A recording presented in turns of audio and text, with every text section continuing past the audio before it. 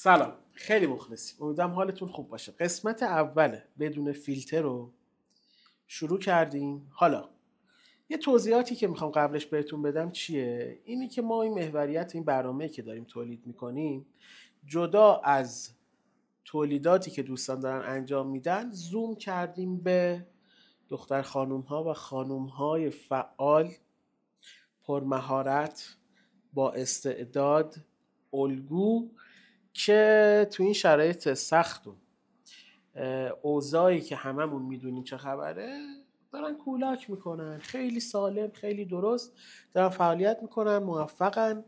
حالا چه تو عرصه رسانه و مجازی، چه عرصه که کاری که دارن انجام میدن و بین مردم محبوبن.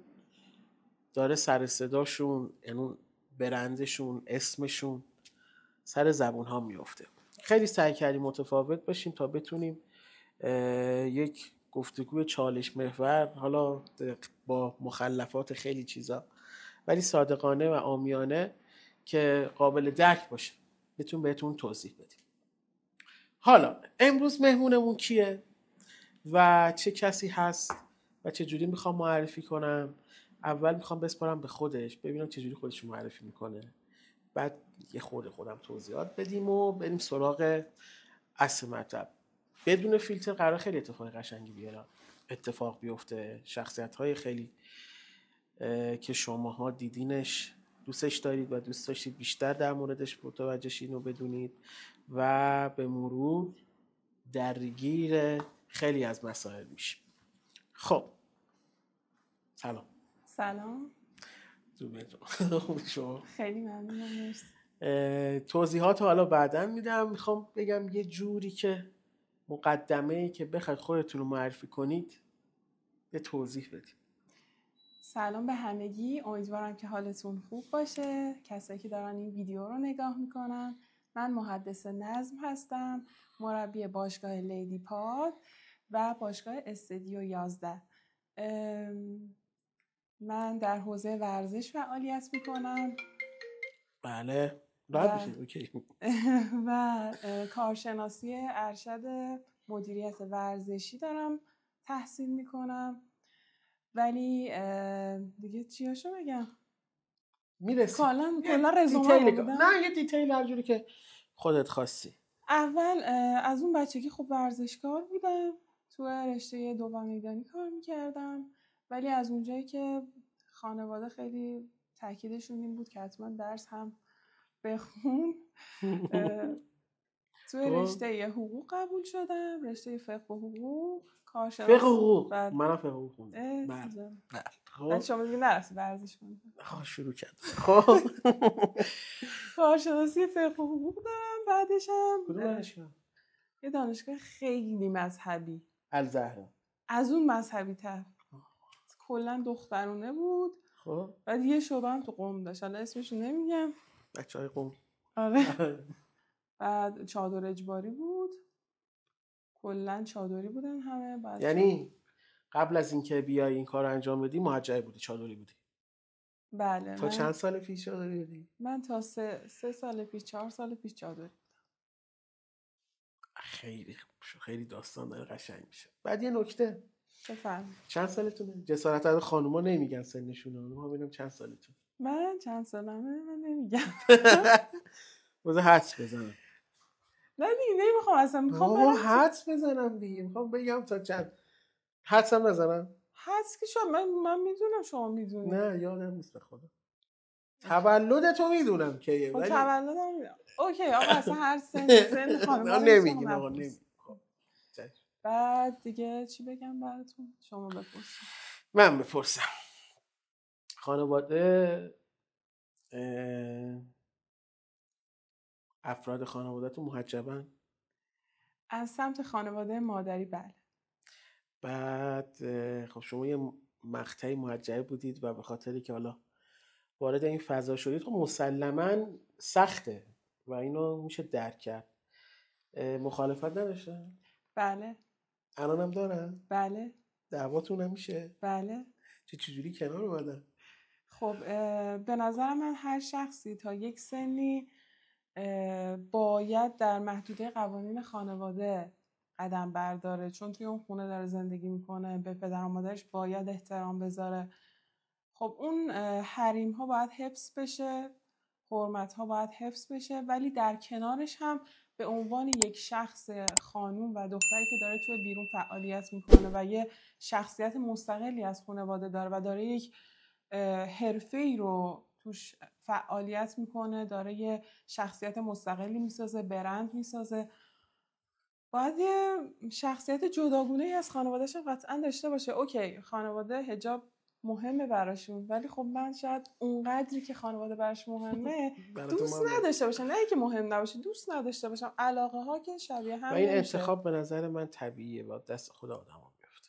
درسته. بعد از اون طرف هم حالا حجاب یه چیز انتخابیه. الان پس منو بگید. نه ما هستیم. هر کسی میتونه تعیین کنه که چه مدل حجابی میتونه داشته باشه، مخصوصا توی ورزش. این همیشه شعار بوده که حجاب محدودیت نیست. درست حجاب محدودیت نیست، ولی با چادر من نمیتونم وزنه بزنم قطعا. 100% تو محیط من نمیتونم با چادر بدوم، قطعا نمیتونم. پس بنابراین آدم چادر رو ممکنه برداری، ولی خب شاگرد محجب و چادری هم داری؟ بسیار زیاد، بسیار زیاد. من شاید چادر رو بردارم، ولی خب یک سری اعتقادات و عقایدی هست که آدم تا آخر عمر اونا رو داره و دوستشون داره، انتخابی هم بوده. مثل اینکه آقا حیا خیلی چیز مهمیه. دختر و پسرم نداره حیا دختر و پسر نداره به نظر من. و تو آدم با شرف، آدم محترم، آدم که انسان هست و اصول اخلاقی براش مهمه، چه ایرانی باشه، چه مسلمان باشه، چه غیر مسلمان، قطعا حیا داره. خب بعد دیگه نمیدونم، چه خیلی دیگه طولانی شد. حیا بخش اعتقادی نیست. حیا بخش اعتقادی هم میتونه یه چیز رفتاریه فکر میکنم. حیا یکی از اصول اخلاقی میتونه باشه به نظر من. بله. خب چی شد که اومدی توی این رشته؟ خب من از بچگی ورزش میکردم و یه چیزی هم بگم، بسیار حرف گوش نکنه، یعنی هیچی جز ورزش براش مهم نیست. صبح سیل بیاد، برف بیاد، نمیدونم کولاک باشه، ترافیک باشه، 6 و 7 صبح اصلا در باشگاه باز هست، 6 و 7 صبح میری؟ من میرم بازش کنم. خیلی عجیبه، خیلی پشتکار داره و همینم باعث شده که تو این سن موفق باشه، تو این سن کلی شاگرد داشته باشه، تو این سن کلی دوستش داشته باشن و بشه الگوی خیلی از نوجوانای ما، جوانای ما، و بتونه تو یکی چند تا از تاپ ترین باشگاه‌های منطقه‌ای که خب بالاخره واقعا لایف استایلشون جوریه که به ورزش خیلی اهمیت میدن. همه جا همینا، حالا سوء برداشت بد نشه، ولی خیلی ماشاءالله پرتلاشه. چی باعث میشه که تو انقدر برای کارت بجنگی، برای هدفات بجنگی، کم نیاری، انقدر فشار بیارن؟ چی باعث میشه که تو اینجوری باشی که بقیه من میبینم نیست؟ مثلا نمیدونم شما همجوری، ما باشگاه میریم، به خودم گفتم من 3 جلسه باشگاه میرم دیگه نمیرم، کلا نمیتونم. چجوریه این؟ چی تو درون توه؟ چه نقطه ای رو میبینی که میخوای بهش برسی؟ اون نقطه‌ای که خیلی مهمه، ولی خب از همه چیز مهمتر اون تعهد و عشقیه که آدم به اون هدفی که داره. به نظرم آدم باید به هدفی که داره عشق داشته باشه تا بتونه همه اینا رو به جون بخره، تعهد داشته باشه تو مسیری که داره میره. اینم نگفتی. چی باعث شد که بیای سمت این رشته؟ چی باعث شد که بیام سمت این رشته؟ الان میگم. خب من الان از بچگی خب ورزش میکردم، بعدش خب توی رشته‌ای بودم که مسابقه‌ایه، در کنارش درسم هم میخوندم، یعنی هم درس رو داشتم. بعد از دانشگاه من میرفتم باشگاه، یعنی دانشگاه که تموم میشد با مترو هم همش میرفتم. رانندگیت هم خوب هست؟ رانندگیم عالیه، بی‌نظیر. الان 1 سال به خاطر رانندگی سوار ماشین نمیشم. چرا؟ یه تصادف خیلی بد کردم. آره. تو که اینقدر برای هدفات میجنگی، برای همه چی میجنگی، چرا با ترست مقابله میکنی؟ تو تهران خب خیلی ترافیکه، نه واقعا من مسافتم دوره. چرا اصلا انسان جهان جدید باید از چیز مترو استفاده کنه؟ اوه انسان جهان جدید انسان جهان جدید. خب کسی که داره تلاش میکنه باید چیز میانبر استفاده کنه دیگه. مثلا مترو هم میانبره، ترافیک نداره، سریع‌تر هم میرسی مثلا. بعد خب آره دیگه، از بچگی ورزش میکردم، بعدش هم رفتم رشته حقوق. از اون طرفم دو میدانی رو خیلی دوست داشتم دیگه. در حالی که داشتم مسابقه میدادم کلاسای مربیگری رو میگذروندم. بعد توی دانشگاه مشغول به کار شدم، در حالی که توی دانشگاه هم مربی ورزش بودم، یعنی به عنوان استادیار بودم و کمک استادیار. کار تربیت بدنی اینا. بله کار تربیت بدنی دانشکده رو من دانشکده حقوق رو من افتخار این رو داشتم که 2 سال توی یک دانشگاه بسیار مذهبی با چادر میرفتم باشگاه، در باشگاه رو باز میکردم. بعد دیگه وارد مربیگری و بچه بودی فکرشو میکردی یه روزی بشی مثلا الان جایی که الان داری؟ بچه بودم خیلی بالاتر از این فکر میکردم. دوست داشتم خیلی از این بالاتر باشم. چجوری؟ خب اون موقع دختر بچه اینجوری بودن که مثلا من دوست دارم دکتر بشم، معلم بشم، فلان بشم. خب کلا خانواده ما هم خیلی دوست داشت من معلم بشم، یعنی از اون اول برو تربیت دبیر. معلم قرآن یا تربیت دینی؟ حالا هر معلمی، دینی، قرآن، ورزش. اصلا معلم ورزش هم میشدم مامانم مثلا خیلی خوشحال میشد. الان خواهر کوچیکم داره معلم زبانه، مثلا باز خدا رو شکر. اصلا کوچیک‌تره؟ آره از من کوچیک‌تره. دارم خب یه چیزی در سن تو در بیارم. خب نه مثلا کمه کلا. آره خب پس وقتی که وارد این عرصه شدی و حالا تونستی ورزش کنی، کسی بهت گفته تا حالا نمیتونی ادامه نده، تو این کاره نیستی؟ همین الانش هم دارم بهم هر روز دارم بهم میگن، هر روز خیلی‌ها بهم میگن. آره رو در رو؟ خیلی‌ها رو در رو، خیلی‌ها تو لفافه. چجوری مثلا داری ورزش میکنی میگه بابا تو این کاره نیستی؟ خب مثلا یه رکورد بالا میخوای بزنی، میگه نه بابا نمیتونی، نزن کمرت درد. من خیلی آسیب ورزشی هم دارم، کمرم، بعد سیاتیکم خیلی مشکل خیلی سنگینی داره. ولی اصلا رعایت نمیکنه. اونم اصلا رعایت نمیکنم واقعیتش. چون تایم کاریم خیلی طولانیه، حدود مثلا ممکنه 13 ساعت همش در حال فعالیت باشم پشت سر هم، هی وایساده باشم بالا سر شاگرد، یا خودم بخوام ورزش کنم. قطعا ورزش خوابیده نیست، همش بدوی یا ورزش کنی. چه چالشایی داشتی تو این راه؟ من مسلما تو هر، به خصوص خانوما یا دخترها، تو هر مسیری که میرن، تو هر جایی که هستن، تو هر موقعیتی که هستن، یه سری چالش‌های سنگینی دارن. حالا ریز و درشتش خانواده باشه، رابطه باشه یا هر چیز دیگه. بزرگترین چالشی که گذروندی که تا به اینجا برسی چی؟ خب خیلی مدل‌های مختلفی یه دونه‌شو بگو، من نمیخوام یه دونه خیلی سنگین که دخترها میشینن گریه میکنن وای نمیدونم، یه چالش خیلی بزرگی که از سطحش گذشتی تونستی به اینجا برسی. خب چالش ها زیادن، ولی همشون الان دارم نگاه میکنم، یعنی غیر ممکن تریناش هم که مثلا بوده پارسال یه دوره مربیگری بود، خیلی واقعا سخت بود. اون هم شد، یعنی هر چیزی که نمیتونستم بعد از یه تایم میتونستمش، یعنی تونستم انجامش بدم، راحت از پسش برآمدم. چه وزنه سنگین بوده، چه دوره مربی سخت بوده، چه هزینه های زیاد بوده. تو راهی که هستی اون خودش جور میشه برات.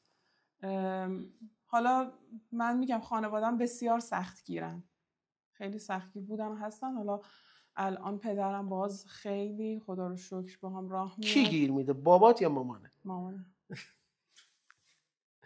هنوز نتونستی راضیش کنی نه؟ چرا تا حدودی بنده خدا خیلی با هم راه میاد، ولی خب بعضی موقع تایم کاری طولانیه.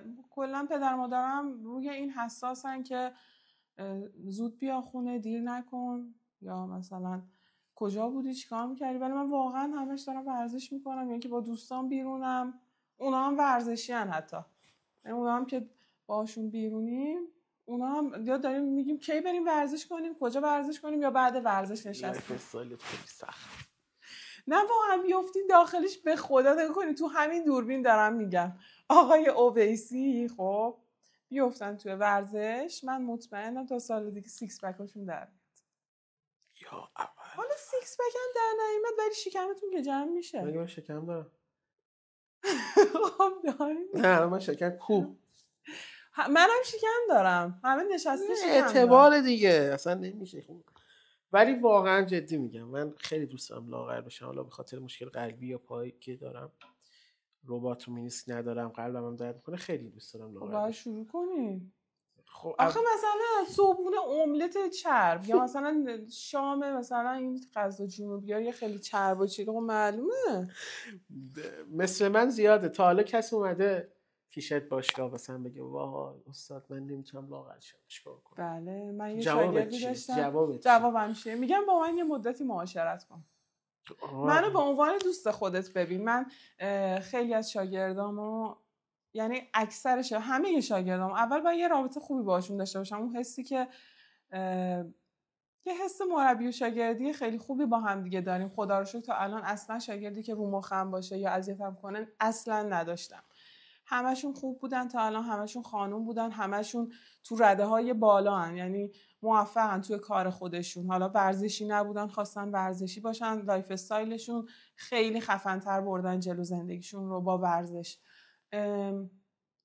خیلی چیز بوده. 120 کیلویی داشتم شده 68 کیلو. نه آره. الانم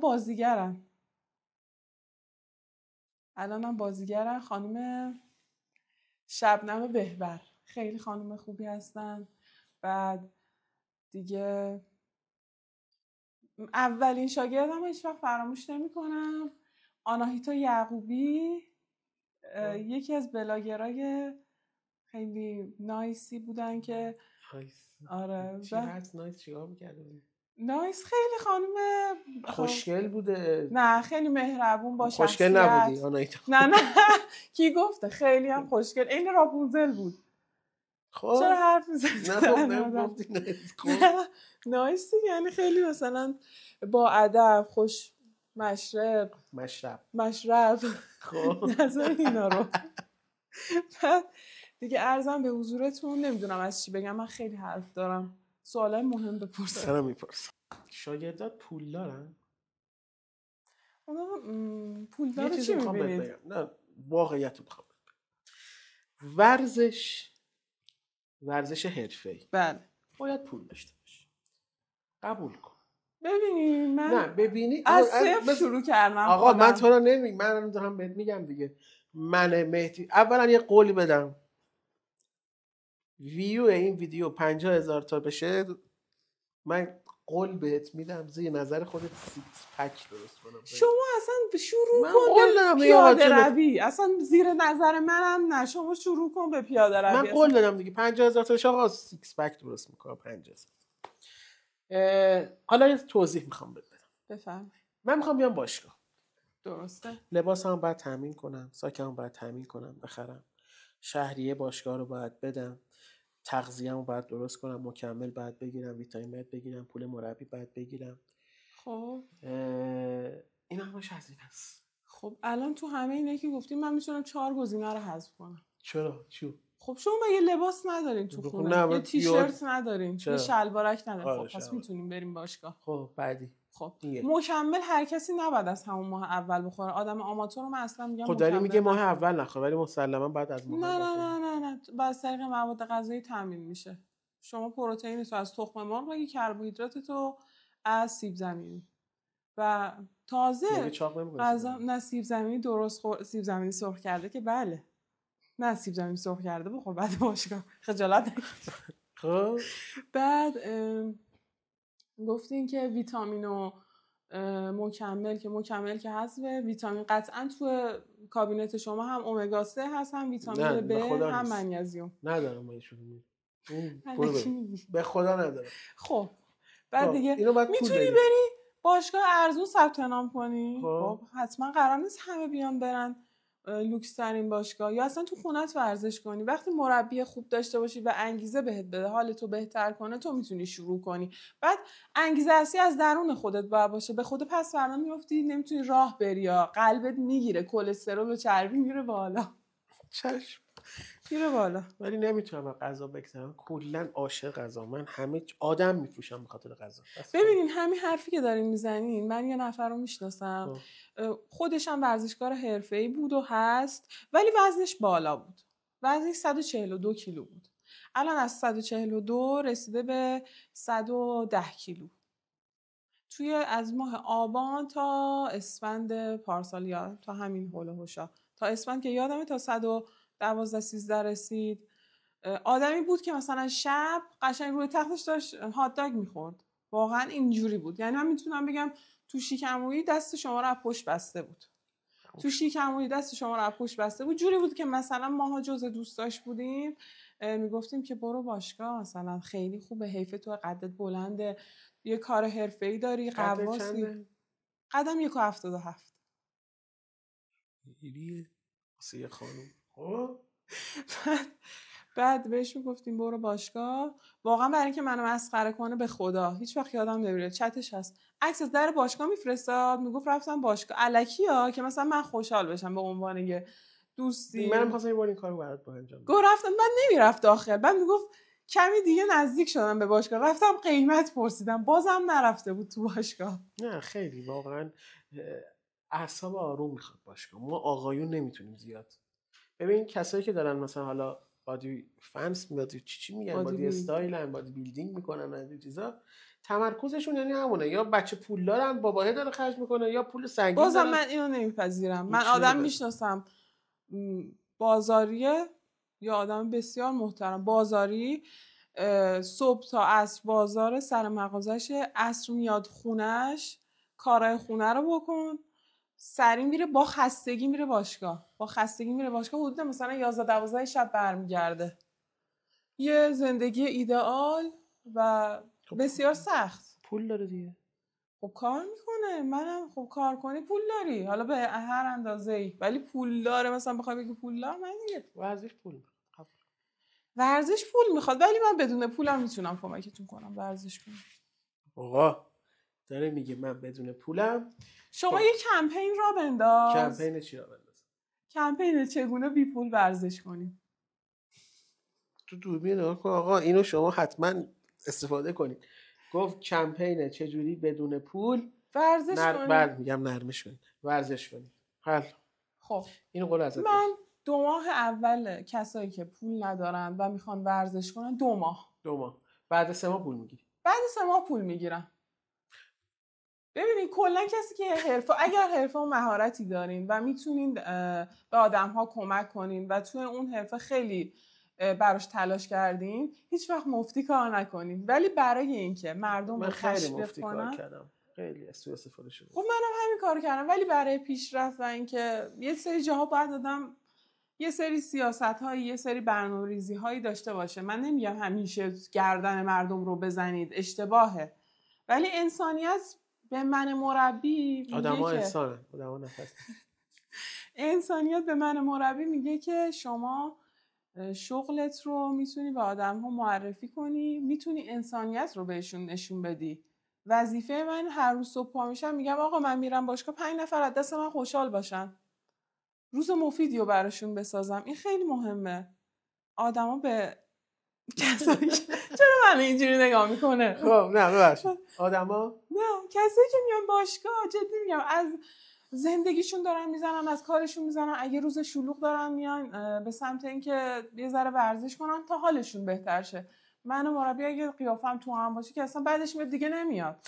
همین می‌خواستم بپرسم، آدم برای مربی شدن فقط مهارت لازمه یا توانایی لازمه، یا در کنار مربی بودن باید سه چیزا هم آدم بلد باشه که بتونه یک مربی خوبی باشه؟ به نظر من فارغ از مهارت یا مثلا بلد بودن، یه سری چیزایی هست که تو جذب ورزشکار، چجوری رفتار کردن، اینا خیلی باعث میشه که برای یک مربی مهم باشه. وگرنه فقط مربی به تامین کردن، یعنی به بلد بودن یه چیزیه. اصل اساسی، حالا من توی حوزه فیتنس و بدنسازی الان دارم فعالیت میکنم و مربی هستم، ولی مربی های بزرگی که داشتم توی دو میدانی و کسایی که دارن ورزشکار حرفه‌ای پرورش میدن، اول باید اصل اساسی که نشونه بچه میدن، نشونه ورزشکارشون میدن و یادشون میدن اخلاقه. و همین برای من اخلاق داری؟ من خودم میتونین بپرسین، من که الان به خودم باشه میگم من که خیلی اخلاق دارم. نه من هیچ وقت خودم تعریف نمیکنم. خیلی دوستش دارم اینو. من بقیه بیان بگن که من اخلاق دارم یا نه. ها قربونش. اگر برگردی به 5 سال قبل چی به خودت میگفتی؟ چه توصیه‌ای به خودت میکردی که الان بهش برسی؟ خب من خیلی تلاش کردم تو این 5 سال، ولی بازم میگفتم مثلا بیشتر تلاش کن، بیشتر زبان بخون. من خواهرم معلم زبانه، ولی مثلا هی چند سال خودت کوچیک‌تره؟ از خودم خیلی کوچیک‌تره. 10 سال از خودم کوچیک‌تره. 10 سال؟ 10 سال کوچیک‌تر معلم زبانه؟ بله. چند سالشه؟ نمیخوام بگم. بابا خواهر عجب. خب باش ببخش. خب میگفت خب دیگه زبانو تو. نه زبانو خیلی بیشتر ادامه میدادم، چون الان باگی که دارم و استرسی که دارم توی این حوزه است. آدم‌ها خیلی نقطه ضعف دارم، من خودم خیلی نقطه ضعف بیشتری دارم، ولی به غیر زبان خب ببینین مثلا خیلی ورزش رو با هم دوست دارم انجام بدم. بس دیگه خیلی دوست. الان مثلا کیک بوکسینگ میرم، ژیمناستیک رو سعی میکنم توی تمرینات هفتگیم داشته باشم. از اون طرف والیبال میرفتم بعد از باشگاه، ولی واقعا بعضی موقع الان نمیکشم. دوست دارم جونم بیشتر بود. یعنی مثلا یه چیزی مثل شارژر بود، میخوردیم خیلی شارژ میشدیم، بیشتر میتونستیم ورزش کنیم. به خدا بیشتر سر شاگردم. خودم 1 ساعت برای خودم وقت کنم، وقت بذارم تا یه ذره ورزش کنم. صبح تا شب بالا سر شاگردم. میتونید خصوصی میگیری؟ بله خصوصی و نیمه خصوصی و کلاس گروهی.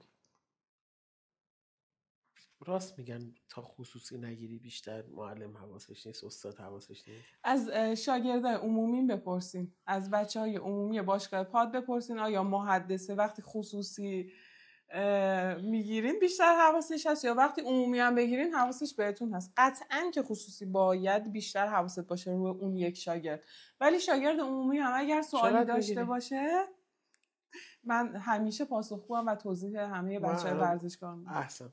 خصوصی چقدره؟ خصوصی بستگی داره. من باز بستگی داره چی؟ چرا؟ شما بیاید کدوم باشگاه ثبت نام کنی؟ خفن ترینش که هستی؟ خفن ترینش که هستم. خب من باشگاه پادم. شاید باشگاه پاد راضی نباشه من بگم من قیمت بعدم. ما تو پاد یک خانواده ایم. اون پادیان منو نکشن. خب آقایون نداره؟ چرا اتفاقا؟ اما پول نگیرن من بیام اونجا ورزش. من دیگه نمیدونم. تبلیغشون رو میکنم. باشگاه پاد.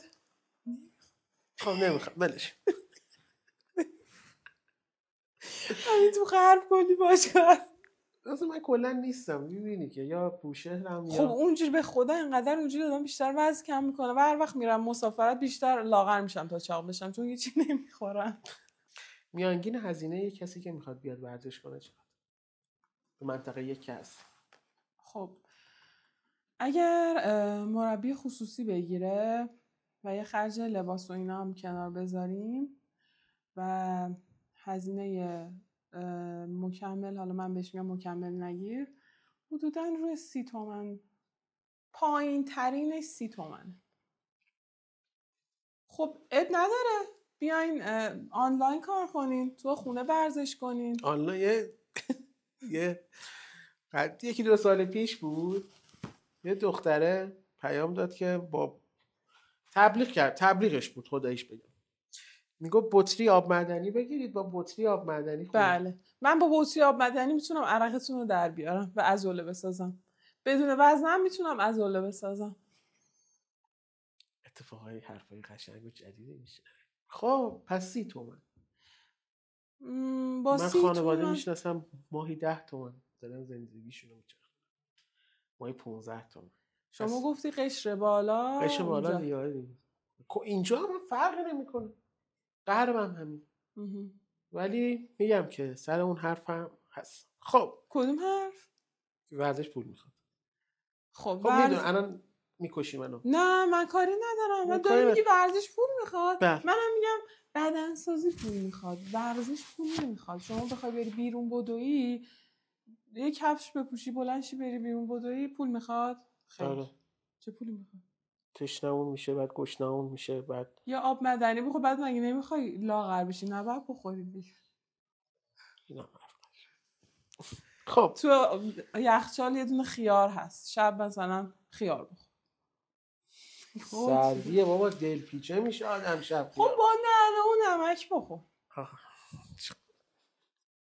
علاوه بر مهارت بدنی و جسمانی و ورزشکاری، در مهارت گفتاری، زبون و جواب دادن هم ماشاءالله بالاخره حقوق خوندم. حقوق خونده. بله متاسفم. من چرا هیچ بی زبونم؟ شما زبون داری؟ نه بابا چه از خبر نیست. خب میخوام برم میخوره خیلی وارد جزئیات تر.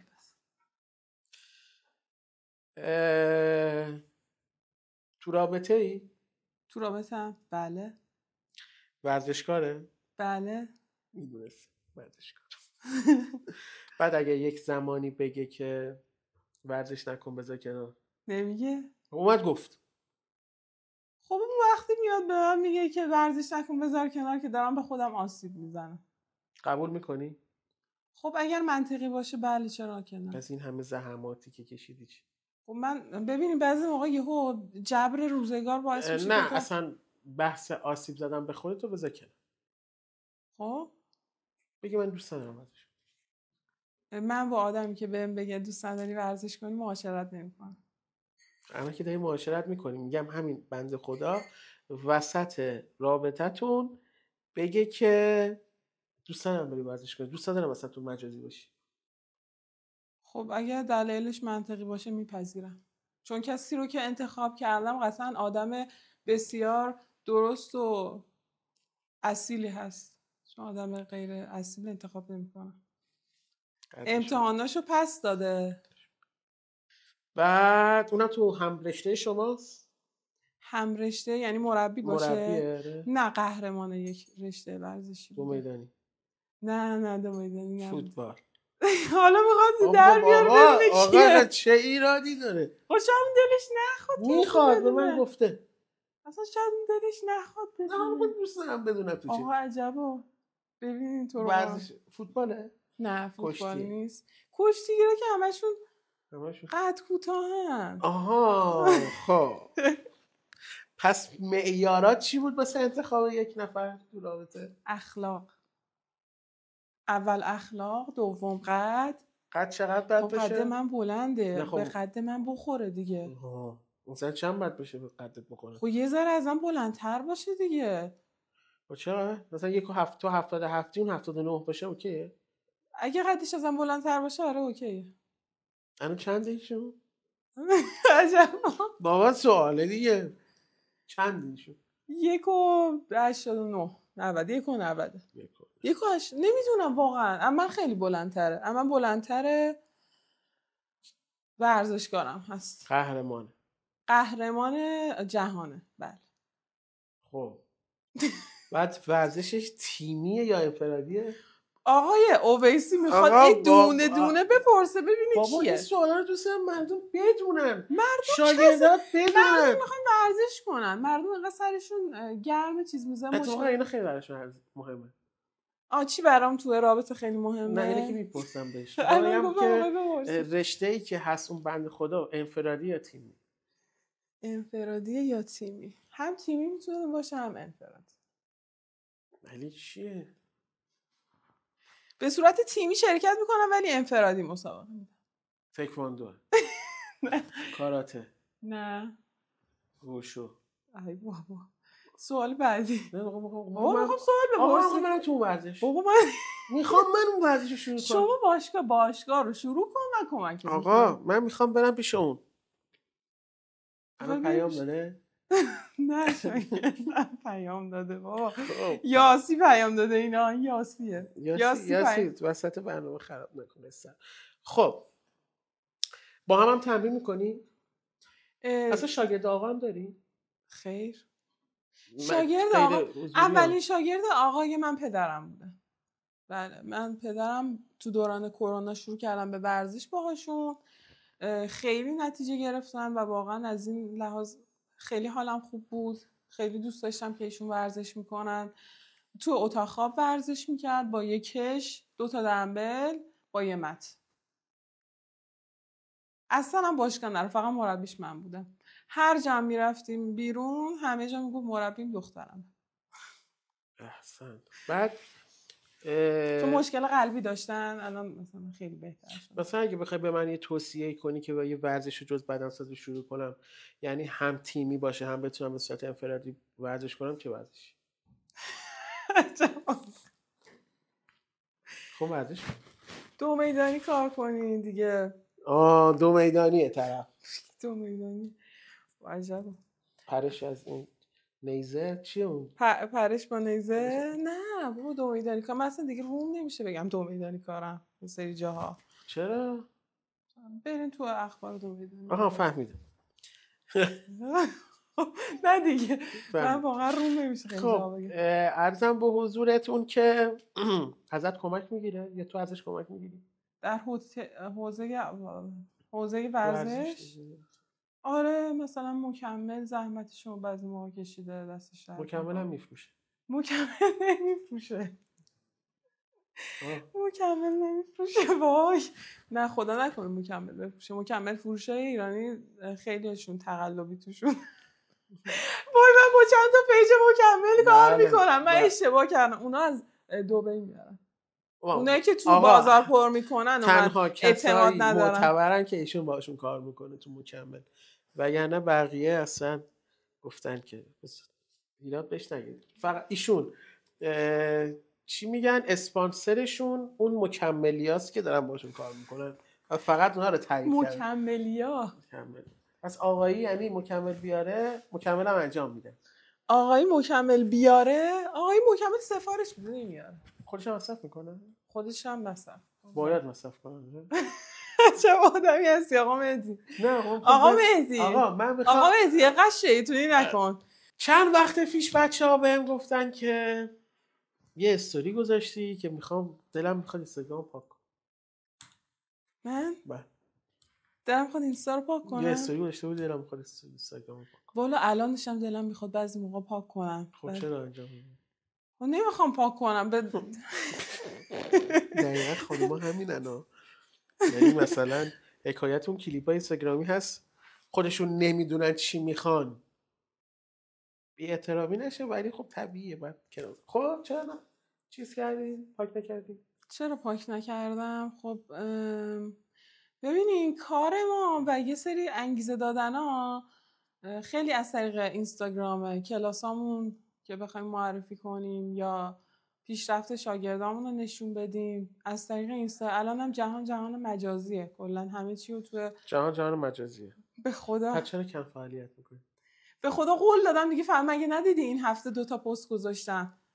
قول قسم خوردم. اون عمو فوت کرد رفتم. آره. به خاطر اونم که شده خیلی دوستشون داشتم واقعا. به خاطر اونم که شده خیلی هم لحاظ روحی ریخته بودی به هم. بله خیلی.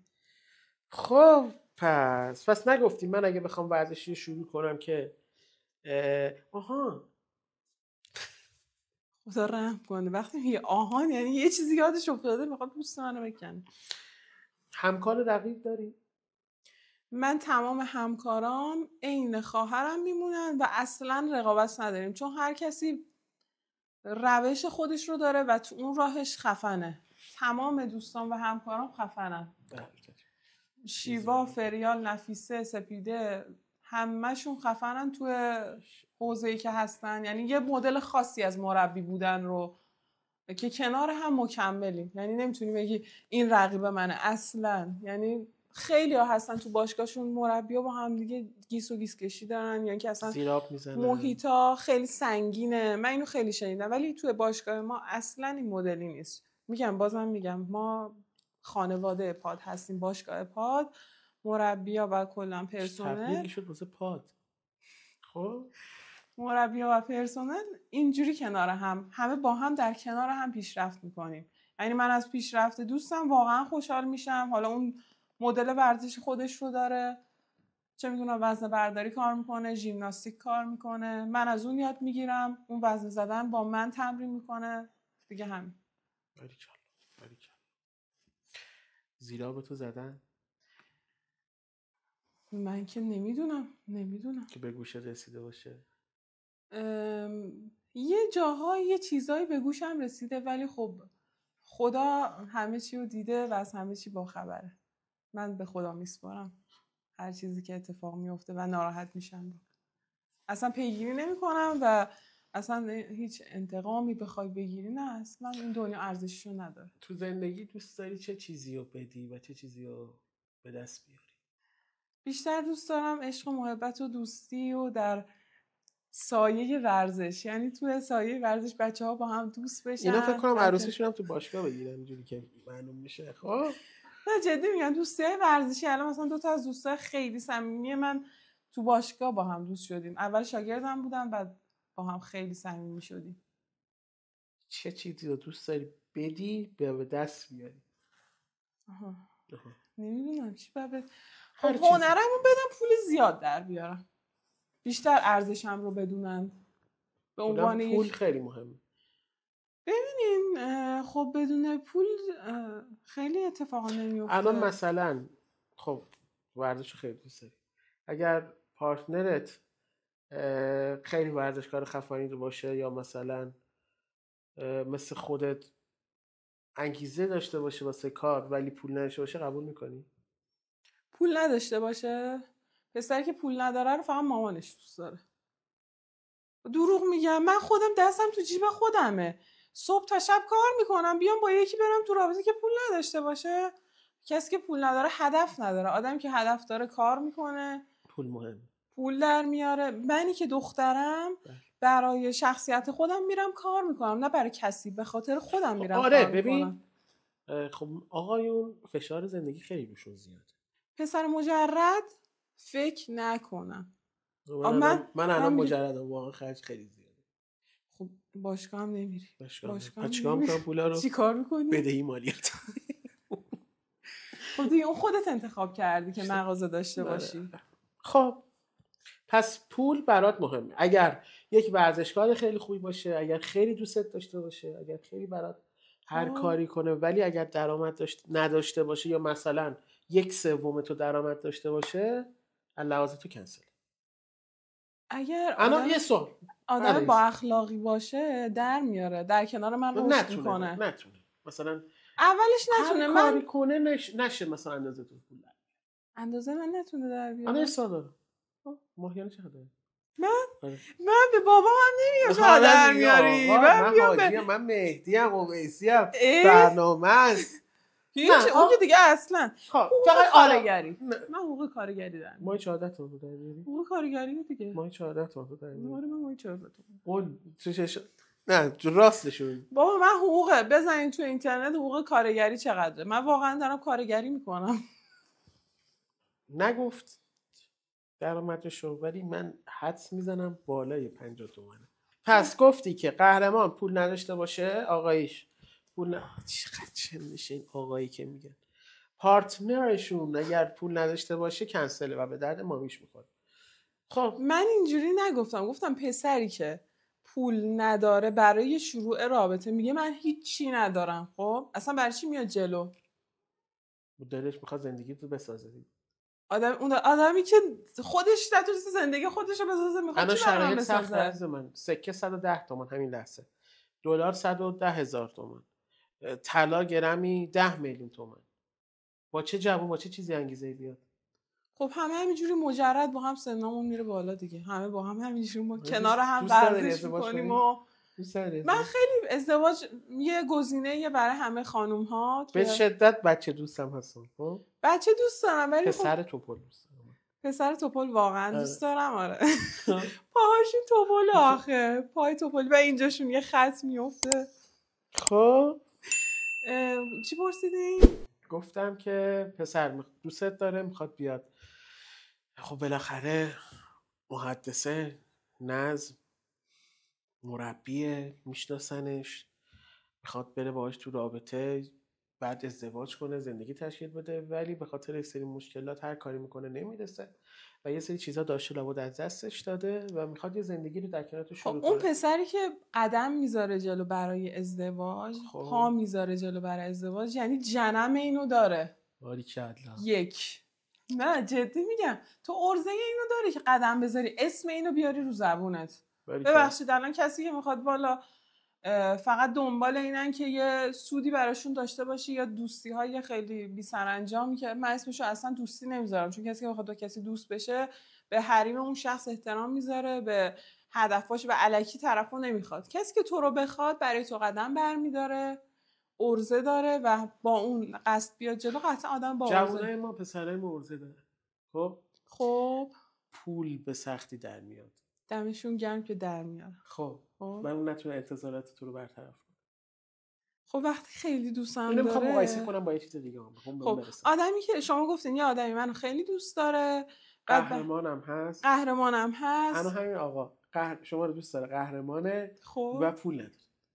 پول نداره، اب نداره، در میاره. نتونست به اون اندازه که تو داری در بیاره. خب من وقتی میبینم تلاش میکنه، یک مردی که داره تلاش میکنه، ورزش تو میکنه. میری تو خونه مستاجری 40-50 متری؟ خونه مستاجری 40-50 متری اب نداره، از صفر شروع میکنیم میریم بالا. این همون نبود که بره پرزنتیشن. بابا داری میگی مثلا دوستم داره. دوست آها اون یعنی اون که نه، اون نگفتی مثلا حالا پسر مثلا پس تو ست داشته باشه اوکیه. گفتی دوستم، کسی که دوستم داشته باشه برام مثلا ببینین گل خیلی مهمه. بله گل واقعا خیلی مهمه. یهو بره در باشش یهو گل ببین. گل من آدمی بوده میشناختم که تو یه گل فروشی اصلا داری ولی یه گل نمیاری. من نمیفهم. حالا فانتزیش بذارم بدون بگم که تو باشگاه یهو صداش کنم میگن گل برات بود. اینم دوست دارم. اینو همه دخترها دوست دارن. دختر خانمای عزیز، شما هر جایی که کار میکنین، من یه سوال دارم ازتون. آیا دوست ندارین وقتی سر کارین یکی براتون گل بیاره، یا وقتی تو خونه همینجوری نشسته یکی براتون؟ قطعاً 150% همه دخترها دوست دارن. این که مخشو زدم، ولی از این به بعد برای کسی که میخواین کار انجام بدید یا هر کسی دیگه ای گل بفرست. من کلا دارم، یعنی گل خیلی مهمه. آره واقعا گل مهمه. حالا در قبالش یک نفر باشه، هم ورزشکار باشه، خب هم بسیار پولدار باشه، ولی پسر خوبی نباشه، سر گوشش بجنبه. کنسله. آدمی که ورزشکار باشه، پولدار هم باشه، سر گوشش بجنبه. همه 99% پسرها همینن. هم سر کار میرن، بلا نسبت پسرهای خوب و با خانواده و اصیل سر کار میرن، پولشون رو در میارن، دنبال سرگرمی های الکی هن. وگرنه دختر خوب هست، پسر خوبم هست، ولی قشرم زیاده. پس اینم کنسل کلا. پسری که سرگوشش به جنبه 100,000% کنسله. پس پول اولویت نیست اصلا. پولدارترین باشی ولی خب ببخشید خیلی عذر میخوام لاشی ترین باشی به چه درد من بخوره؟ نه بابا، من خودم سعی کردم دختر خوبی باشم. پس قطعا آدم خوبی هم دوست دارم تو زندگیم بیاد دیگه. خب یه چیز دیگه هم که خیلی جالبه، تو هر روز از تو آینه خودت عکس می‌گیری؟ بله هر روز هم استوری میکنی؟ خب عکاس ندارم کسی بیاد ازم عکس بگیره. آدمی که تو آینه دوستان، آدمی که تو آینه داره اینجوری عکس میگیره کسی نیست که بیاد ازش عکس بگیره. تنها دلیل همین بود. عکاس نداری اینجوری نمیتونی عکس بگیری. خب من نمیتونم بشینم بگم یه همکارم بگم فریال یه لحظه شاگردتو ول کن بیا من عکس بگیر. خب نمیشه. بعد تو آینه هم خب خیلی قشنگه و فضای باشگاه رو نشون میده. میتونه خواهر برادری؟ 3 تا. چجوری یعنی چی؟ ما 3 تا خواهریم. 3 تا خواهری؟ اون خواهرت ازدواج کرده؟ نه. بزرگ تویی؟ الان دوباره میخوای به سن من نه برسی؟ به خدا. بله بزرگ من. بس مدرسه‌ای هم داری؟ مدرسهش تازه تموم شده. الان دانشگاه میره. کاری میکنم حساب کنم نمیتونم سنش. بابا میگم خب بعدم بهم. خب با پدر راحت تری یا مادر؟ با هر دوشون راحت. با یکی اون که خیلی راحت. به نظرم یه حرمتی هست، بچه اول خانواده‌ام باید خیلی اونقدر راحت نیست. چرا؟ من مثلا با مامانم خیلی راحت. با مامانتون من فکر کنم قطعا دخترها با مامانشون راحت ترن. آره. حالا با وجود اینکه چالش هم داری؟ بله دیگه مامانم خب چالش هم داریم دیگه. شما با کسی که خیلی دوستش داری چالش قطعا داری. حالا میخواد مامانت باشه یا خواهرت باشه یا شوهرت باشه یا پارتنرت باشه بقیه. من که پارتنر داشتن نمیدونم چیه ولی آخه بله کلا دارم میگم. خب چه چیزی اشک تو در میاره؟ چه چیزی اشکمو در میاره؟ من خیلی وقتی گریه نکردم، ولی وقتی زیاد کار میکنم شب دلم میخواد گریه کنم. آخرین بار که گریه کردی؟ فکر کنم دیشب بود. دیشب؟ آره دیروز یا پریروز بود. همینجوری داشتم برمیگشتم از سر کار خونه باشگاه، چون یه تایمی خیلی پیاده روی من میکنم دیگه. به خودم اومدم دارم مثلا همینجوری اشک میریزم. به چی فکر کردی؟ به کلاسام، به اینکه چجوری میتونم بیشتر کار کنم، بیشتر پول در بیاری. بدبختیام به خدا. پولا رو چیکار میکنی؟ پولا رو خدایی چیکار میکنی؟ خب طلا. ببینین الان داریم میبینین چرا من طلا نمیخری؟ بیا من همین الان پول میدم شما به من طلا آب شده بده. میگم درآمدش بالاست. بابا درآمد بالا، من از 5 صبح بیدارم. خب شما هم از چند بیداری؟ به خدا درآمد شما هم من 20 برابر اینا رو نذارین بالا. 20 برابر بالاتره. درآمد بالا چیه بابا؟ مثل یه کارگر 14 تومن در ماه همه در میاد. ماهیگیر سادم تو آبای خلیج فارس. تازه یه سال رفتی بوشهر مهدی و بیسی. نه در کل یه ماهیگیر سادم من نیستم. خب پس آخرین بار دیشب گریه کرد؟ پریشب بود. گریه نبود که بشینم زار بزنم از خستگی و اشکم در میاد. یا مثلا اینجوری میرم تو خودم یه ریز. کدوم خواننده رو بیشتر از همه آهنگاشو گوش میدی؟ نمیدونم، هر کی که قشنگتر بخونه. الان خیلی وقت آهنگ گوش ندادم. تو باشگاه دوبس فقط داره آهنگ خارجی پخش میشه. چقدرم تو مخه. نه منطقه یکی دیگه. خب حالا داشتی میگفت پس هیچ خواننده‌ای رو دوست نداری؟ چرا؟ خیلی از مداحی هم گوش نمیدی؟ نه خواننده‌های خیلی زیادی هن. یعنی نمیتونم همشون رو دونه دونه بگم. یه نفر همه ما یه نفر خواننده رو مثلا عاشق مستی. خب مثلا چطوری بگم؟ والا ابی خب خیلی خوبه.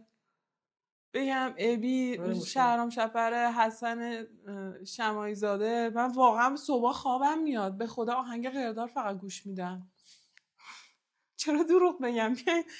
تو میرم فقط تو رادیو جوان شماعی زاده گوش میکنم. نه الان آخرین آهنگی که امروز گذاشتم خیلی آهنگ باحالی بود. نمیدونم کی بود. بذارید الان بهتون میگم. آهنگ خواننده مرتضی چه آهنگی داشت؟ پخشش کن ببینم. مرتضی رو پخشش کن. اندی، خیلی اندی هم دوست دارم. آرش هم خیلی دوست دارم. اینا که مسیح و آرش، به غیر از آرش کچل، مسیح و آرش آقا من اصلا آرش هم خیلی دوستش دارم. آقای آرش اگر تو دبی هم کنسرت بذاره من میام. بله خب نه اتفاقا آهنگی شده مرتضی رو گوش میدی پس؟ زنده است اصلا؟ زنده است؟ مرتضی زنده است؟ فکر نکنم. نه لا ایشالا که زنده. الان بابا الان بگیم زنده نیست گریه میکنه. چرا آهنگی گوش بدم که گریه هم بگیره؟ همینجوری فشار رومه. به خدا نکنه این اعصاب منه. این خودش داره این درس. خب پس مرتضی خواننده، شماعی زاده، اندی، مرتضی، آرش، مارتیک. کی هست؟ مارتیک اومد بالا. روحش شاد. نمرده. مارتیک مارتیک نمورده. ما مارتیک مرده. نه مارتیک زنده است. علی با یک بچه چه مارتیک مرده. آقای مارتیکیشون شما رو کشت. مارتیک قره‌خانیان. مارتیک فوت شده. نه بابا زنده است، چرا میکشی بنده خدا رو؟ آبادانی هم هست. خب بدون شهر وفا. مارتیک آخرین پستش برای همین 11 سپتامبر. آقا زنده است. عذرخواهی اشتباه. روحشون ان شاء الله که همیشه سلامت باشه. میشه رقصی؟ آره اینجا دیدم تو رو میگم. چه رقص دوست نداری؟ چرا کلاس رقص نخواستی اصلا بری تو کلاس رقص؟ کلاس رقص یکی از دوستام، چند تا از دوستام مربی رقصن. آره خیلی هم مربی خوبی هم. چند مدل رقصم آموزش میدن. چطوره یکی از مهمونا رو مربی رقص بیاری؟ خب بعد ولی خب میدونی اون انرژی که میخوای تخلیه بشه توی کیک بوکس یه جور دیگه تخلیه میشه. اون یه انرژی هم توی رقص تخلیه میشه دیگه. به نظرم همه خانم‌ها روزی یه رو برقصن برای حفظ انرژی زنانه، مخصوصا کسایی که کار میکنن. خب برقصن. آره چرا که نه. اصلا حال آدم بهتر میشه. چرا همش آهنگ غمگین گوش بدی؟ چیه؟ من کلا آهنگ همش غمگین گوش میدم. من اصلا نمیتونم، حالم بد میشه. یه بار مثلا حالا هیچ شکست عشقی هم نخوردی ولی خسته انقدر گریه کردی. پس برای بار اوله که رفتی تو رابطه؟ آره من بار انومم رفتم تو رابطه. تو کدی شکست عشقی نخوردی؟ من شکست میدم، شکست نمیخورم. ولی چرا شکست عشقی بخورم؟ یه دختر ورزشکار هیچ وقت شکست نمیخوره، شکست عشقی میده.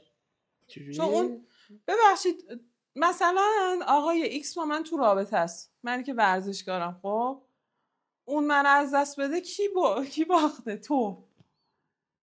کی ضرر کرده این وسط؟ دختر هیچ وقت ضرر نمیکنه. دختر ورزشکار ضرر نمیکنه تو رابطه. همه عاشق دخترای ورزشکارن، حتی پسرای توپل عاشق دخترای ورزشکارن.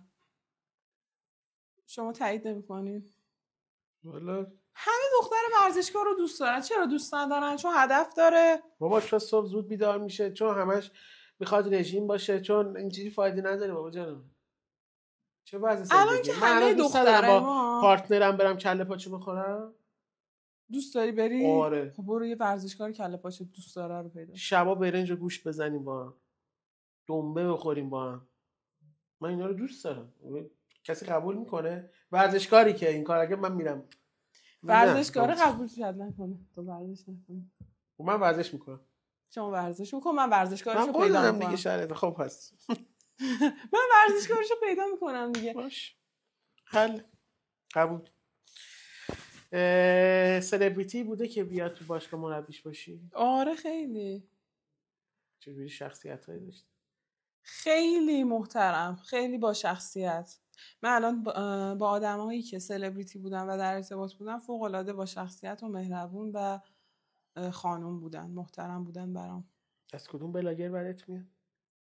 از هیچ بلاگری بدم نمیاد، ولی کسایی که ترویج بی‌ادبی میکنن، ترویج بی‌حیایی میکنن خوشم نمیاد. بی هدفن دیگه. یکیشونو بگو. نه کلا گفتم این مدلی باشه خوشم نمیاد. آخه بی تربیتن یه سریاشون، اصلا بلاک میکنم مثلا چیزا رو میگم. 70-80% نمیاد بالا. نه دیگه اینایی که مثلا لختی پختی ان و نمیدونم چیزن دو به اون دیگه اینا رو نه. مداحی هم گوش میدی؟ مداحی آخرین بار که زیارت رفتی کجا رفتی؟ من همین هفته پیش. کجا؟ امامزاده صالح، رفیق فابریکم. دلت بگیره میری امامزاده صالح؟ من امامزاده صالح رو برای دل گرفتگی نمیرم. وقتی خوشحالم، مثلا اینکه شما یک دوستی دارین که خیلی دوستش دارین، سعی میکنم هر ماه یا هر هفته، یه زمانی هر هفته میرفتم. متاسفانه الان دیگه هر هفته نمیتونم برم. حالت دلتنگیو که باید بری ببینیش.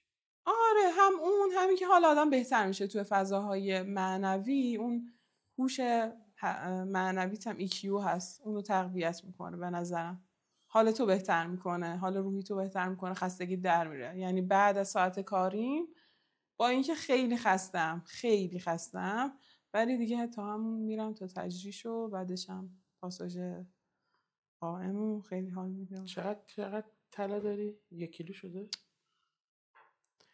اگه 1 کیلو طلا بود من اینجا نبودم به خدا. همه رو فروخته بودم رفته بودم هم دبی راحت، اونجا اقامت هم گرفته بودم داشتم کار میکردم. چرا دبی دوست داری؟ چون یک فضایی برای پیشرفت ورزشکارا داره و خیلی به خانم ها اهمیت میده. بسیار هم اهمیت برای خانم ها بالاست.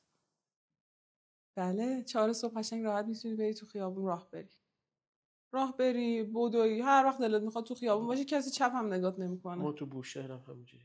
جنوب ایران هم خیلی دوست دارم، واقعا قشمو خیلی دوست دارم. من حالا بوشهر نرفتم ولی انشالله که بیای. ولی نه واقعا جنوب ایران سواحل خلیج فارس به شدت امنیت هست، چه برای خانم چه پسر. من کلا میام تهران اصلا استرس میگیرم گوشی من تو جیبم در بیاد. بله دقیقاً. اصلا جنوب همین جوریه، راحت میتونی اصلا ماشینتو قفل نکنی. من دوستام که جنوبن همین اصلا این میرن پیششون. آره ما همین کلا اصلا ماشین روشن، کولر روشنه، واقعا آرامش. اصلا هوای جنوب که بهم میخوره، همون در هواپیما که میره حالم خوب میشه. یعنی الانم به شدت نیاز دارم برم. به شدت. دوچرخه سواریت هم خوب نیست. نمیتونم بگم خوبه چون با سند و مدرک میاد برام ثابت میکنه. نه دوچرخه سواری بلدم، ولی خب اون لحظه داشتم ویدیو میگرفتم. بله اون از سختی‌های فضای مجازی اینه که ایشون چند وقت پیش میره تو قشم دوچرخه سواری میشه میخواد. ما با یه گروهی بودیم و خیلی از ورزشکارای خفن قشمم بودن همشون. قهرمانمون هم نبود؟ نه قهرمان نبود، ولی قهرمانان زیادی با همون بودن. همشون هم تو حوزه شنا و کراسفیت و اینا بودن. بعد اینا یه ذره رفتن جلوتر از من عقب مونده بودم. بعد 2 تا موتورم، یه دونه جلوی گروه بود یه دونه عقب گروه، داشتن همراهیمون می‌کردن که مراقبمون بودن. بعد من دیدم دوستم چقدر راحت داره مثلا ویدیو میگیره و من خود دوچرخه سواری بلدم از بچگی ولی خیلی وقت بود سوار نشده بودم.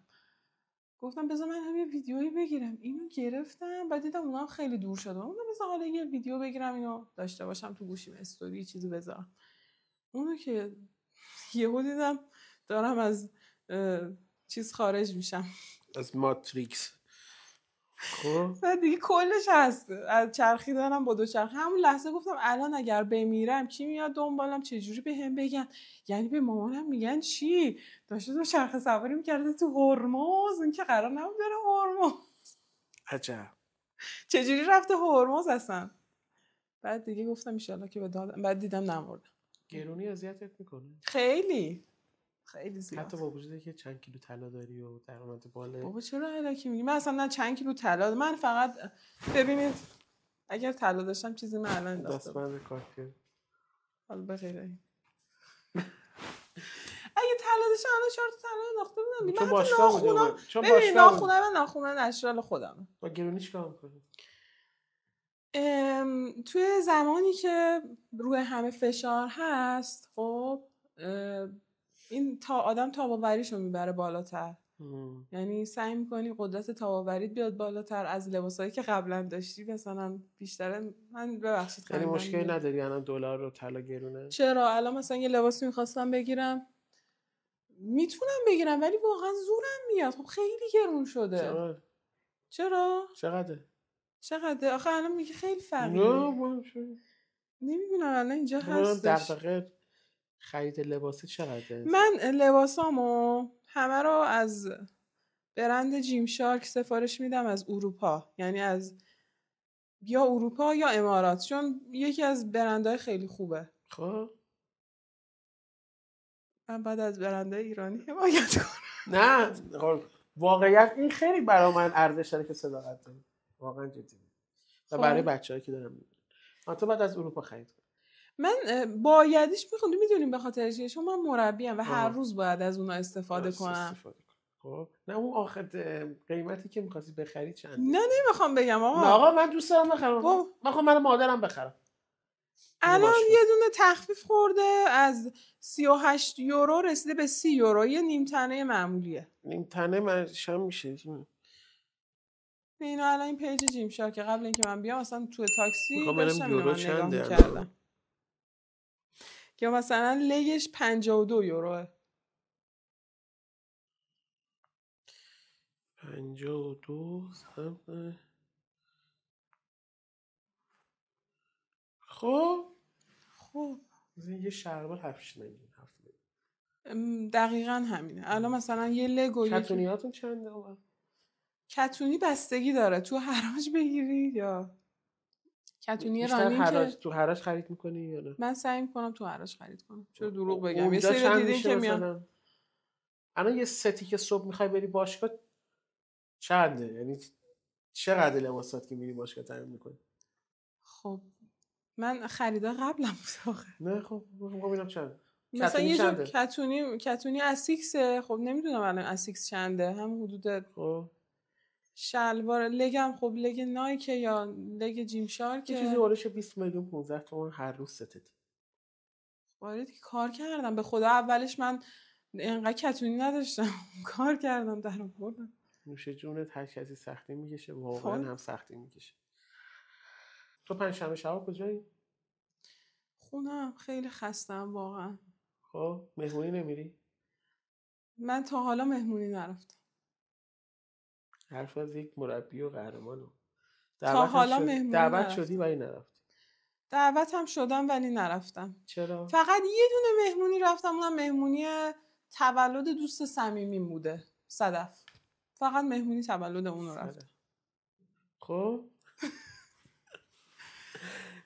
بعد جدی میگم خودشم الان حالا اگر بذاریم من فقط اصلا مهمونی نمیرم. به شما دیگه نرفتم. چرا نمیری؟ چه خبره با تو مهمونی؟ آخه میدونین من از صبح زود بلند میشم، بعد شب خیلی خستم. یعنی مشکلی نداری که مثلا دخترها کارشونو بیهوده بگذرونن، مهمونی برن، پارتی برن چون خسته نیستن، ولی چون تو خسته ای نمیری به خاطر اینه؟ یا فضاش فضای خوبی نیست؟ خب یه سریا میپسندن، یه سریا دوست دارن. من خیلی دوستایی دارم که مهمونی میرن. بخوای زندگی سالم و موفق رو تعریف کنی چیکار میکنی؟ چی میگی؟ مثلا به دختر خانم بگو آقا لایف استایل تو این انجام بده. خب بستگی داره که اون دختر، اون خانوم توی چه بستری بزرگ شده، توی چه خانواده‌ای بزرگ شده، سر چه سفره‌ای بزرگ شده. هستن خانواده من میشناسم که به شدت اوکی هن و عالی هن، ولی خب یه سری مشکلات هست. یه سری مشکلات چی؟ مهمونی میره مواد میزنه. نه من اصلا با سیگار و داره. مشروب مشکل دارم. با سیگار، مشروب، هر مواد مخدر دیگه‌ای که بگین که الان مثلا مد شده، من کلا خوشم نمیاد و نمیپسندم. فقط در این حد میگی که دخترا نرید خوب نیست؟ نمیگم دخترا نرید خوب نیست، میگم دخترا بیاین ورزش کنین که سمت اینا نرین. قطعا دختری که میاد ورزش میکنه کمتر سمت این چیزها میره. چه بسا که الان میگن خیلی از ورزشکارا و مربیا مصرف میکنن، ولی من مصرف نمیکنم. خب مسلما ورزشکارا از مشروبات کم استفاده میکنن، کمتر، به خاطر اینکه هیکلشون به هم میخوره. فیدبک هایی که داره، عوارض جانبی که داره، خیلی توی مغزت، توی روحت، توی بدنت خیلی اثر میذاره. اصلا خوردن مشروب سنتز پروتئین رو غیر فعال میکنه، یعنی باعث میشه که عضله سازی درستی نداشته باشی وقتی مشروب میخوری. بعد وقتی که میتونی تو استراحت کنی، ریکاوری کنی، حالت بهتر بشه، بدنت سر حال تر بشه، چرا باید باشی شب تا صبح بزنی تو سر خودت بالا پایین بپری؟ تا حالا دختری اومده بگه که من پول ندارم کمکم کن ورزش کنم، رایگان براش انجام بدی؟ کمکش کردی؟ خیلی؟ نه اینا رو نگی، اینا رو یا میشه یا میشه. خیلی؟ من خیلی بودن که مثلا گفتن با من آخه اوکی هن. یه سری بچه ها خیلی اوکی هن با من، یعنی راحت حرفشون رو میزنن، یعنی این وایبو بهشون میدم. اصلا از بالا به پایین سعی میکنم هیچ وقت هیچ کسی رو، هیچ بنی بشری رو نگاه نکنم، هیچ وقت. چون هممون انسانیم دیگه، هیچ کس به هیچ کس برتری نداره. کسایی هم که اینجور نگاه میکنن عقده دارن یا حقیر شخصیتشون واقعا، که بخوای فکر کنی مربی هستی، شخصیت جدایی داری، وای فلانی. اصلا منم با هیچ فرقی ندارم. خب بودن یه سری میان میگن که یه سری خب روشون نمیشه بگن، خیلی روشون نمیشه بگن دوست دارن بیان مثلا میگن وای چقدر گرونه باشگاه، وای چقدر فلانه باشگاه، ولی من دوست دارم کمک کنم. اگر کسی هم فکر میکنه که دوست داره برنامه داشته باشه ولی نمیتونه به خاطر مشکلات مالی، من کمک میکنم. من نمیگم که آره فلانی بوده بیساری بوده، شاید طرف دلش نخواد دیگه، ولی خب کار منم هر کسی که یه کاری میکنه یه هزینه‌ای داره دیگه. میدونم. آخرین فیلمی که دیدی؟ اهل دیدم. سینما و فیلم هستی؟ اهل سینما و فیلم خیلی نیستم، ولی مثلا با خواهرام یا با دوستم مثلا اوکی هم فیلم نگاه کنم. آخرین فیلمی که دیدم براد پیت توش بود که یه مسابقه رالی میخواست شرکت کنه، فیلم 2025 هم هست، یکی با کارتون کارخونه هیولاها. یه زن موفق نام ببر. تو الان یا مثلا هر جور؟ نه همین یک الان زن ایرانی خیلی موفق نام ببر. خیلی هستن. خانم سمر مدنپور کیه؟ تو یک مدیر خیلی خفن و تو دانشمند ببر. دانشمند. من. خب مریم میرزاخانی که بنده خدا فوت کرد. باریکلا. پروین اعتصامی که فوت کرد. شاعر پروین اعتصامی دانشمنده. خب شاعر که هست. خب بعد دیگه همه یه رتبه‌ای که کنکور خیلی آدم خفنی بودن. دخترم انوشه انصاری چیکاره؟ چی؟ انوشه انصاری اولین خانم فضانورد ایرانی. اینو بلد. سرمربی تیم ملی فوتبال ایران کی؟ سرمربی آقای قلعه‌نویی بود. آره درست گفتم. خب علیرضا دبیر چیکاره است الان؟ رئیس فدراسیون کشتی بودن. بله. رئیس فدراسیون بدنسازی الان کیه؟ رئیس بدنسازی فدراسیون فکر کنم نداره، هیئت پرورش اندامه. نمیدونم. من واقعا چون عوض شده، قبلا یه آقای دیگه بودن عوض شد. عاشق شدی؟ عاشق شدم بله. خب کی کجا کی؟ عاشق خدا، عاشق ورزش. به خدا من عاشق خدا و عاشق ورزشم. فقط دیوونه‌شم. دیوونه ورزش، دیوونه خدا. اگه دیوونه‌ش نبودم قطعا 5 صبح بلند نمی‌شدم 6 تو باشگاه باشم. بله واقعا اینو من شاهدم. واقعا دوست دارم، چون تنها چیزی که براش وقت بذاری و به تو نتیجه میده ورزشه. حالا من میگم خب جز نشد عاشق پسر بشم؟ آره. نه پسر باید عاشق من بشه. یعنی چی؟ آخه برای چی عاشق یه پسر بشم؟ عاشق مرد. عاشق مرد. اون مردی اون مردی مرد من چیکار کنه؟ مرد کار کنه. آره کار. خب کارم بکنه دیگه بابا، زشته دیگه. قدش هم بلند باشه، کار بکنه، ورزشکار هم باشه، حالا میبینی پولدار هم باشه. خب پس نه بابا کی من گفتم اونقدر پول نه اونقدر نه، در حد گذران زندگی، خودشو گذران زندگی باشه دیگه. من توقعاتم خیلی از ازدواج مهریه هم میخواد. حالا بذاریم برسه نه به اون آقا هر چیزی شده که طرف میخواد مهریه. میخوام ببینم اهل مهریه هستی یا نه، مهریه رو قبول داری یا نه. خب بستگی داره شما مهریه رو چی ببینید. شما باید تعیین کنید. خب ما صحبت میکنیم. خب انا اون بنده خدا من گفتم من با شما صحبت کنم مهریه چقدر میخواد. اون بنده خدا با خودم صحبت. آقا به منو واسطه کرده انا. ای بابا اصلا برای چی باید واسطه کنم مهدی ویسی؟ مهدی ویسی چرا با شما؟ نه حالا انا بگو مهریه رو قبول داری؟ آره مهریه رو تا حدودی قبول دارم. تا حدودی یعنی چقدر؟ آخه الان خیلی همه چی گرون، اصلا نمیشه راجع به این چیزا صحبت کرد. الان مثلا طرف بگه 7 تا سکه 5 تا سکه تو قبول میکنی؟ اگه بخوام ازدواج کنم واقعا با هم دیگه کنار میایم. آره چرا؟ خب کنار اومدن یعنی یه حدی داره دیگه. این حدی چقدر؟ خب الان دادگاه‌های ایران تا 14 تا سکه رو مثل اینکه قبول میکنن یا 110 تا رو. مالیات باید بدیم نه مالیات که مثل کنسل شده. نمیدونم تا 100 خورده همون تا حد قانونیش ببینیم. یعنی تا 100 تا رو شما میدونید. 100 تا که لفظی آدم میگه. قبل از اینکه آخرین سوالمو ازت بپرسم، دوست داری ته این راه به کجا برسی؟ ته این راه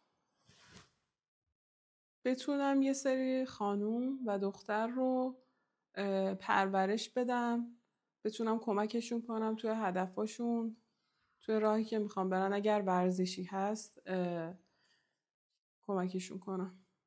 و اینکه خودم خودم این جایگاهی که فکر میکنی باید برسی کجاست؟ جایگاهی که میخوام برسم، خب وظایفی که دارم تو زندگیمو همه رو با هم بتونم خیلی خوب هندل کنم. دختر خوبی باشم، یه مادر نمونه باشم، یه همسر خیلی خوب باشم و کسی باشم که ازم به خوبی یاد بشه.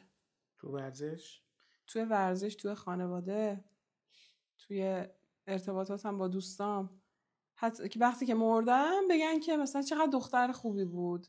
فقط وقتی مردی بگن. خب حالا زنده هم هستم، اگه بگن دمشون گرم. مرسی. خانوادات عزیزترین کسای زندگیتن، درسته؟ بله. به خصوص پدر و مادر. بله. خداحافظی من از تو اینه که دوربین نگاه کنی، برای هر کدومشون یه پیام بدی، یه جمله‌ای بگی و خداحافظی کن. چشم. خیلی ممنون از برنامه خوبتون. پدر و مادرمو خیلی دوست دارم و همیشه دستشون رو میبوسم. تک تک بگو بابا فلان. مامان عزیزم، آفرین. خیلی ممنونم از این که برای من وقت گذاشتی، منو بزرگ کردی، پرورش دادی و تا به اینجا رسیدم. هر روز دستبوست هستم. و پدر عزیزم ممنونم که همیشه همراهم بودی، حامی من بودی و حمایت های تو بوده که من به اینجا رسیدم و دست هر دوشون رو میبوسم. مراقب خودتون باشید. قسمت های بعد رو یادتون نره ببینید. مثلا سعی میکنیم حالا هفته یه بار یا 2 بار براتون بذاریم. نظرات پیشنهاداتتون رو برامون حتما بگید که چیکار کنیم چیکار نکنیم. مهمون های خفن و خیلی سورپرایزهای خفنی براتون داریم. خیلی مخلصیم. مراقب خودتون باشید. مراقب خودتون.